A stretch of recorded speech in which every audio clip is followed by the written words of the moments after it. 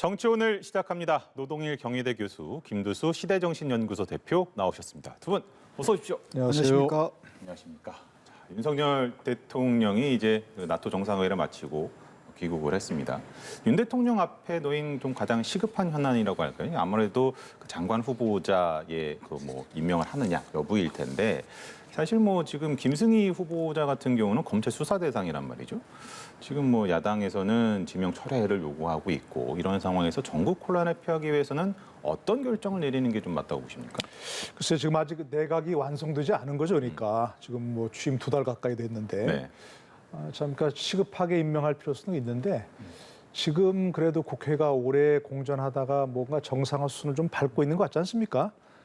그러다 보니까 조금 기다리는 게 좋겠죠. 여야 관계도 존중하고 그다음에 국회 권위도 존중하고 이런 것들을 좀 고려하면 일단은 청문회를 할 수 있도록 네. 국회가 그런 구성해서 하는 시간을 좀 기다려봐야 한다 생각합니다. 김승희 후보자 같은 경우는 지금 이제 선관위에서 수사를 됐기 때문에 네. 철회하는 방법이라든지 자진 사퇴하는 방법이 있겠지만 본인이 이건 실무적인 착오였다고 얘기하지 않습니까? 정치자금 사용한 것이. 네.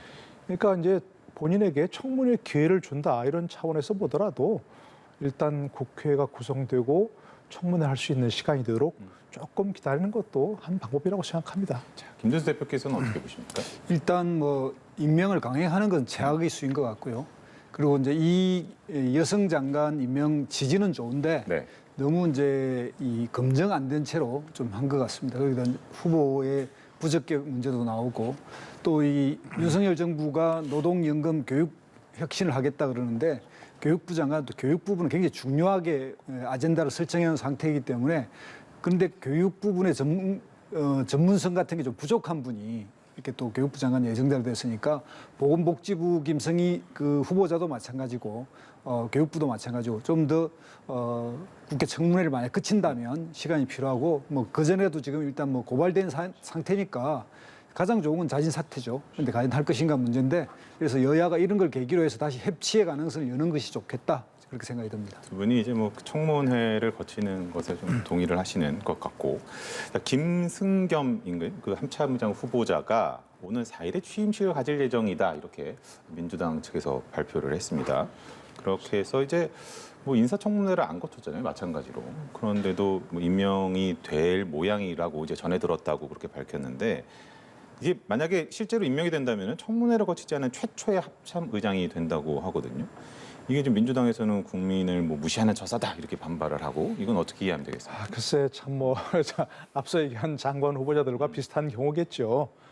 어차피 장관 후보자도 그렇고 합참의장 후보자도 그렇고 청문회를 거치기만 하면 국회가 반대하더라도 그렇고 또 청문회 안 거치더라도 법적인 정한 시한만 거치면 임명할 수 있게 돼 있습니다. 가장 좋은 방법은 조금 더 기다렸다가 하는 게 좋겠지만 일반 장관 후보자들과 또 합참의장이라고 하는 건 좀 다르지 않습니까? 네. 의미가. 네. 특히 국회도 그렇고 민주당도 그렇고 국민도 그렇고 이른바 안보 공백에 대한 우려는 여기서 나오는 거니까.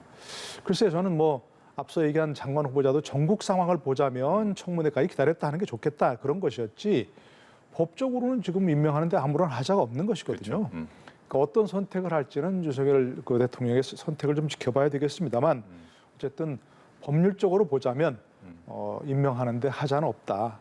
특히 이제 안보 공백을 고려하면 언제까지 기다릴 수는 없겠다.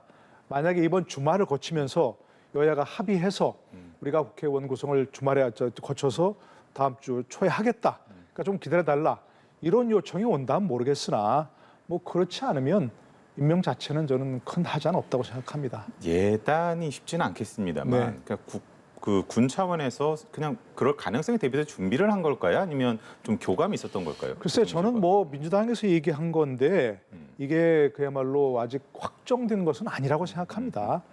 장관 후보자들이나 합참의장 후보자다 좀 기다리는 상황이 조금 저는 지금 현재 윤석열 정부의 현재 대통령실의 자세 아니겠는가 싶습니다. 알겠습니다. 김두수 대표님 이건 어떻게 했어요? 일단 안보 공백이 우려되는 점은 있는데 그렇다면 이제 임기가 보장돼야 할 각군 참모총장. 네. 1년 반 남아 있고 1년 남아 있는 분들을 교체까지 했단 말입니다. 그래서 이런 부분에서 좀 더 충분히 그분들에게 더 임기를 보장해야 되는데 그게 임기는 보장 안 하고 합창의장은 또 청문회 거치지 않고 하겠다 그러면 상당히 이제 나쁜 선례를 남기게 되는데 이런 부분은 최대한 국회를 존중하고 합참의장이더라도 이제 각 군 참모총장이 임명돼 있기 때문에 좀 시간을 갖고 기다리면서 여야의 어떤 이런 이 정치의 본연의 정치의 자세로 돌아가도록 대통령도 좀 기다리는 게 좋겠다 이렇게 생각이 듭니다. 자, 노 교수께는 이걸 좀 여쭤보겠습니다. 윤 대통령 순방을 위해서 출국할 때는 모습을 보이지 않았던 이준석 대표가 오늘 귀국할 때는 갔습니다.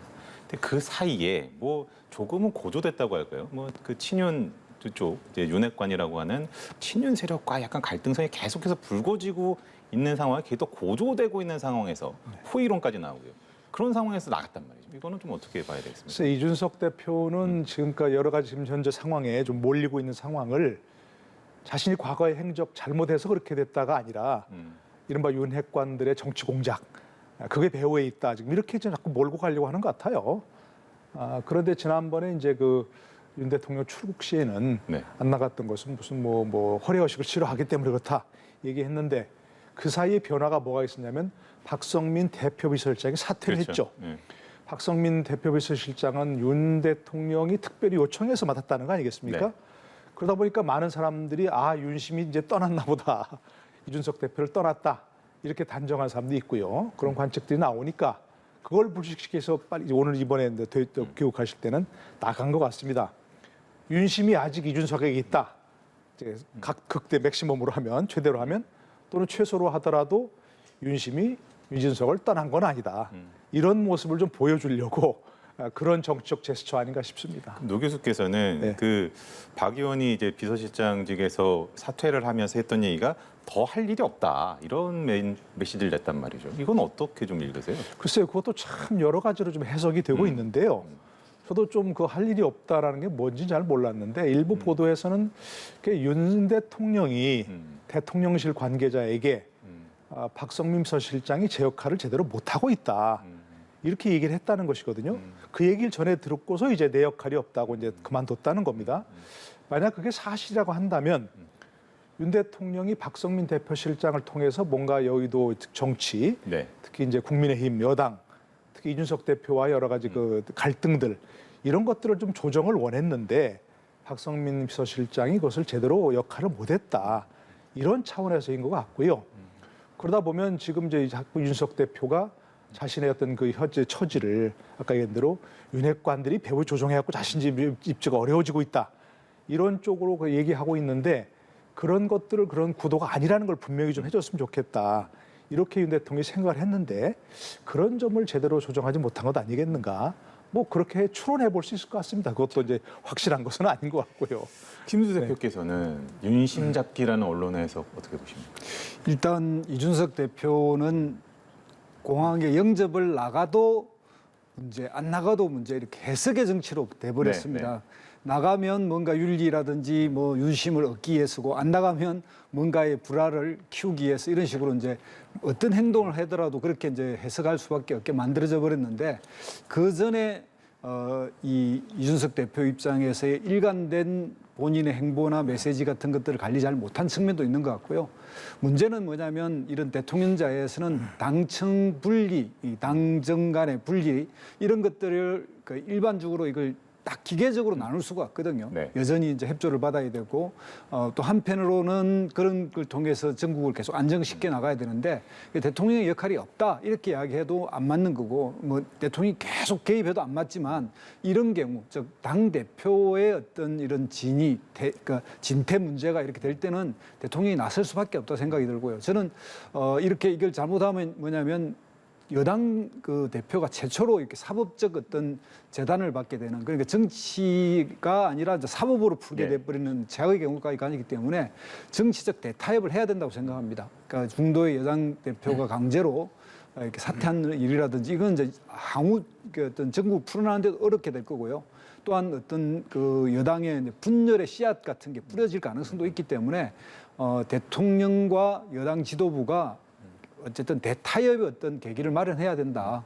이거는 더 이상 시간을 끌면 안 된다. 7월 7일까지 뭐 윤리가 계속 앞으로 한 일주일 남았지만 그 전에라도 해동을 해야 되고 대통령과 여당 대표의 정례 해동이 없었다는 것도 문제고요. 네. 그래서 그런 것에 어떤 대타협의 어떤 계기를 마련하는 모임이 필요하다고 생각합니다. 김두수 대표께서는 이제 대통령의 역할을 좀 말씀을 해주셨거든요. 해법을 어떻게 좀 찾으면 될까요? 그거는? 글쎄요, 지금은 해법을 새롭게 찾기는 조금 늦은 것 같아요. 예.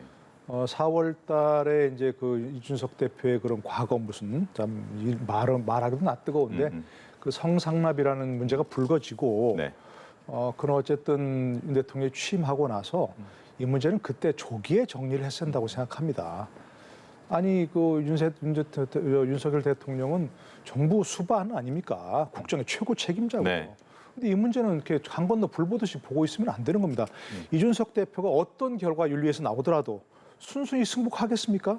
끝까지 계속 또 그럼 극단적으로 더 몰고 갈 겁니다. 법원에 뭐 제소를 하고 이렇게. 그래서 결국 국민의힘이 집권 여당이 됐는데 오히려 더 수렁 속으로 들어갈 수밖에 없는 상황이 되거든요. 네. 그러니까 조금 진작 나서서 청무석 역할이 뭐겠습니까? 좀 전에 얘기한 박성민 비대표실장 그 윤석열 무슨 친윤계 뭐 핵심이라는 거 아니겠습니까? 예. 그런 분들의 역할이 뭡니까? 그런 분들의 통해서라든지 아니면 직접 형해서라든지 이런 뭐 정치력을 발휘했어야 되는 거죠. 문재인 정부가 굉장히 수렁 속으로 들어가야 되는 계기가 뭐냐? 윤석열 검찰총장과 추미애 법무장관의 그 갈등을 그냥 지켜본 겁니다, 대통령이. 지금처럼 지금 더 늦기 전에 빨리 좀 저정리해야 된다는 그 말씀 좀 동의합니다. 김두수 대표께 민주당 상황도 좀 여쭤보겠습니다. 세대 교체를 내세운 이제 97그룹 주자들이 연이어서 이제 당권 도전을 선언을 하고 있습니다. 그래서 아무래도 이제 이재명 의원 대 97그룹 간의 이제 구도로 좀 굳어진 게 아니냐. 왜냐하면 뭐 이재명 의원이 출마를 뭐 굳혔다 뭐 이런 기사들이 많이 나오다 보니까 그렇게 좀 보고 있는데 지금 친명계 의원들이 전대룰을 좀 바꿔야 된다라면서 강력하게 좀 목소리를 내고 그러니까 이런 모습들을 보고 언론들이 그렇게 해석하는 거거든요. 이렇게 요구하는 건 결국 나오기 위해서 그러는 거 아니냐 예. 이렇게 보는 것 같은데 어떻게 봐야 되겠습니까? 일단 뭐 전대룰을 바꾸냐 안 바꾸냐 문제의 핵심은 사실은 김종인 비대위가 잘 보여줬는데요.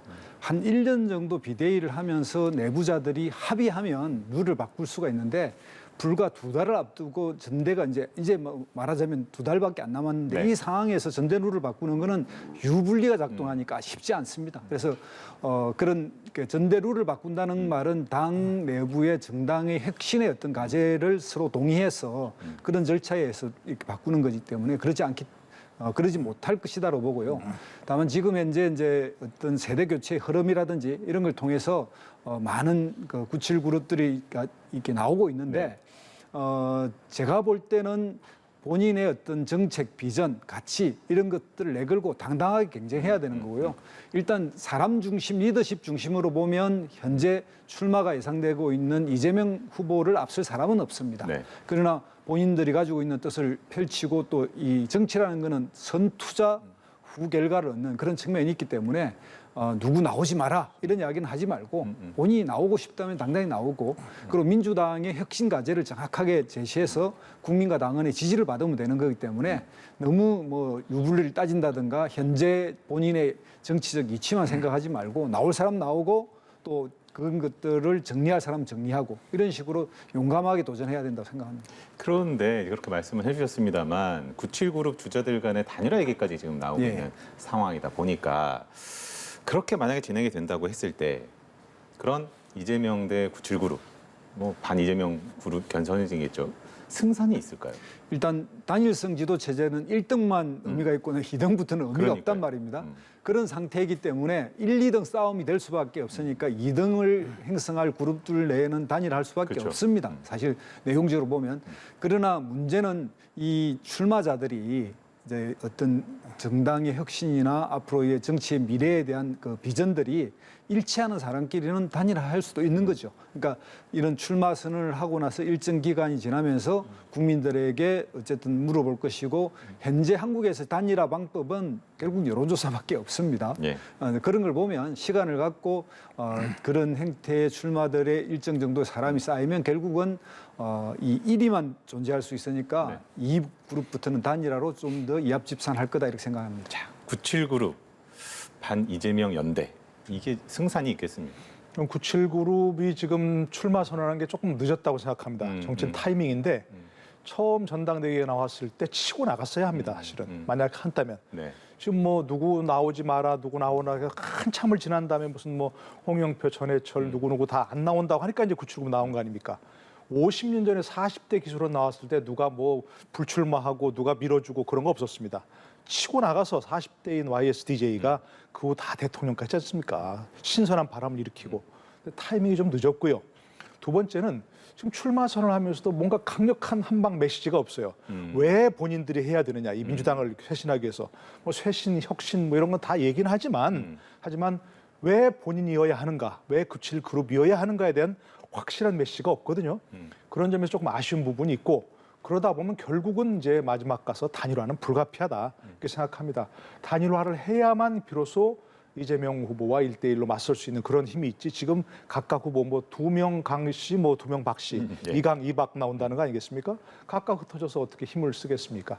그래서 결국은 단일화가 불가피할 텐데 지금이라도 그분들이 이렇게 얘기하는 건 정말 과거 40대 기수론이 돌풍을 일으킨 것처럼 본인들이 나설 수밖에 없는 그 메시지를 확실하게 내세워야만 뭔가 좀 국민들이 주목하는, 당원들이 주목하는 뭐 그런 상황이 될 거라고 생각합니다. 그러면은 그 결과적으로 만약에 뭐 이재명 의원이 되든 아니면 뭐 지금 미리 예단해서 말할 수는 없을 테니까 97그룹에서 만약에 된다고 하든 결과에 따라서 개팍할 때 좀 무뎌지겠습니까? 아니면 더 촉발이 되겠습니까? 그러니까 지금 뭐 공공연히나 금기어가 나돌고 있지 않습니까? 분당 얘기까지 나오지 그러니까요. 않습니까?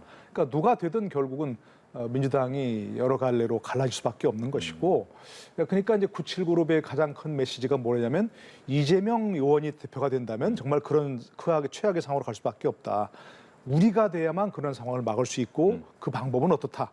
이런 강력한 메시지를 내놔야만 그래도 이제 이른바 어대명이라고 하는 그런 상황을 막을 수 있는 가능성은 있는 거죠. 김준수 대표께서는 어떻게 말씀하시겠어요? 일단 정당에서의 분열은 사실은 이제 총선을 앞둬야 이 분열의 네. 의미도 있고 또 분열의 어떤 책임도 질 수 있는데 지금 1년 10개월 이상 남아 있거든요. 그러니까 당장의 분열의 가능성은 없습니다. 다만 당내 깊은 고립해질 가능성이 네, 있다. 그거는 왜 그러냐면 대선과 지방선거의 연이은 패배가 과연 누구의 그 어떤 그 잘못이 크냐 이런 거에 대한 이견이 상당히 존재하고요. 그 당이 지금 현재는 민주당은 뭐냐면 이제 리더십 중심, 그러니까 사람 중심의 개파 형성이 좀 돼 있는데 사실은 가치 비전에 의한 구분이 아직까지 잘 이루어져 있지 않습니다. 그래서 이번 정당대회를 계기로 해서 지금까지 민주당이 가지고 있던 예를 들면 민주당이 집권 세력임에도 불구하고 민주당의 통상 비판이 뭐냐면 어떻게 집권하고 있으면서도 항상 비주류 의식을 가지고 있느냐. 그리고 어쨌든 정치적 그 어떤 대안을 내서 그걸 국민에게 지지를 받기보다는 뭔가 반대하는 데는 능하지만 본인들이 뭔가를 이렇게 헤쳐나가는 그런 데서 유능함이 없다 이런 비판들이 있는데 이런 것들을 민주당의 전당대회를 통해서 우리는 새로운 대한민국을 이렇게 만들려고 한다라고 하는 비전을 제시해야만이 아무리 세대 교체라지 그 나이 말고는 장점이 없으면 국민들이 지지할 수가 없거든요. 그래서 새로운 대한민국, 새로운 민주당 이런 비전을 제시하는 사람들이 이길 것이다. 저는 이렇게 봅니다. 세대 교체라고 하는데 97그룹이 그렇게 사실 어린 나이는 또 아니기도 하죠. 50대들이니까. 자, 그런가 하면은 본회의 얘기도 한번 해보겠습니다. 지금 4일, 다음 주 월요일로 이제 미루면서 어찌 보면 이제 공이 이제 국민의힘으로 좀 넘어간 그런 모양새가 됐습니다. 권성동 원내대표가 오늘 밤에 이제 귀국을 한다는 것 같아요. 주말 동안 협상이 좀 진척이 있을까요? 마지막으로 좀 여쭤보겠습니다. 진척이 있어야죠. 이대로 언제까지 이거 뭐 미루겠습니까? 지금 쟁점이 몇 가지 있으면 법사위원장, 네. 그다음에 이제 검수완박법 취하, 그다음에 또 사개특위 이런 건데 법사위원장은 국민이 맞는 거는 뭐 합의가 된 것 같지 않습니까? 네. 나머지 두 가지인데 하나씩 양보하면 되지 않습니까? 검수완박법은 이미 헌재에 가 있으니까 그걸 취하한다는 건 말이 안 됩니다. 7월 12일 날 변론 날짜가 잡혔습니다, 이미. 예. 그러니까 그건 놔두고 헌재에서 결정하도록. 그럼 누군가 양보하는 거죠. 그럼 사개특위는 어떻게 할 거냐?